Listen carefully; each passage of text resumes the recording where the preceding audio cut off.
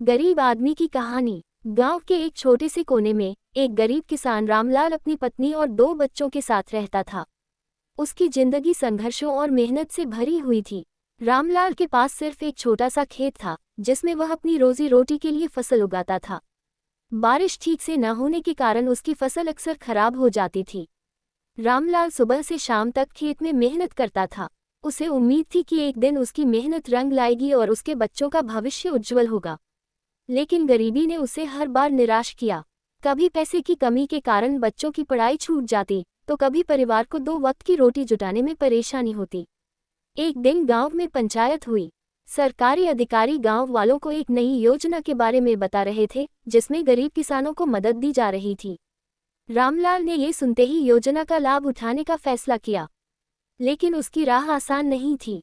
योजना का आवेदन करने के लिए कई कागजात की जरूरत थी, जो रामलाल के पास नहीं थे। रामलाल ने हार नहीं मानी। वह अपने गांव के एक समझदार बुजुर्ग के पास गया, जिसने उसे कागजात बनाने में मदद की। कई बार दफ्तरों के चक्कर लगाने के बाद आखिरकार रामलाल को योजना का लाभ मिला। उसे खेती के लिए मुफ्त में बीज और खाद मिले। इस बार रामलाल ने जी जान से मेहनत की। बारिश भी समय पर हुई और उसकी फसल लहलहा उठी। फसल बेचकर उसने कुछ पैसे बचाए और बच्चों को स्कूल में दाखिला दिलवाया। अब रामलाल के चेहरे पर एक संतोष की मुस्कान थी।